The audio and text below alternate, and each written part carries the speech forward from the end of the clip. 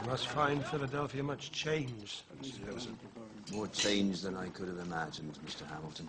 Not the city itself. All cities swallow everything in their wake. That's no surprise to me. That's why I abhor them.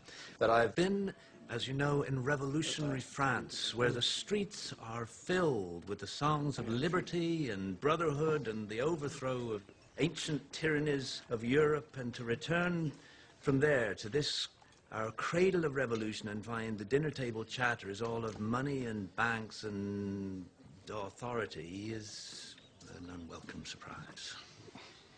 Unwelcome, perhaps, but necessary. I must admit, Mr. Hamilton, I'm a little uncertain as to the purpose of the Treasury Department. No doubt its function will reveal itself to me in good time. The future prosperity of this nation rests chiefly in trade.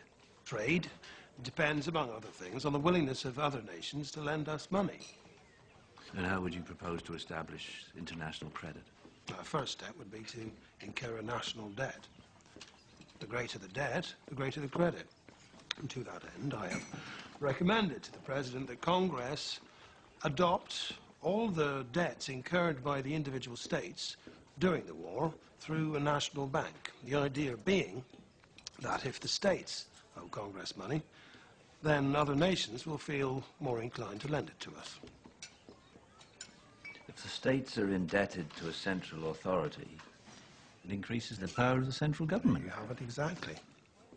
The greater the government's responsibility, the greater its authority. The moneyed interest in this country is all in the north, so the wealth and power would inevitably be concentrated there in the federal government, to the expense of the south. If that is the case, it is unavoidable if the Union is to be preserved. I fear our revolution will have been in vain if a Virginia farmer is to be held in hock to a New York stock jobber, who in turn is in hock to a London banker. The opportunities for avarice and corruption would certainly prove irresistible. Well, there you have it, as I have heard said. If men were angels, then no government would be necessary. Well, sadly, that is very well said. But there can be no question. Our nation cannot bind together without powerful central government. But we must also accommodate the needs of our constituent states, both North and South. Now, the power of one must check and balance the other. To that end, we must dedicate all of our energies and our care. I would like to welcome Mr. Jefferson home.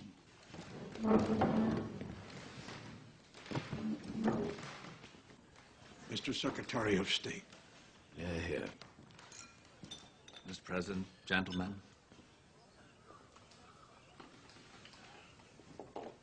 There are cabinet matters that I would like to discuss. If you would excuse us, Mr. Adams. Please convey my regards to your wife.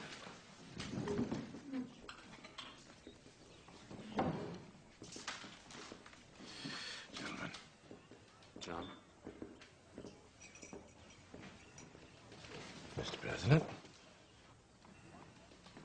Mr. President, and nothing more.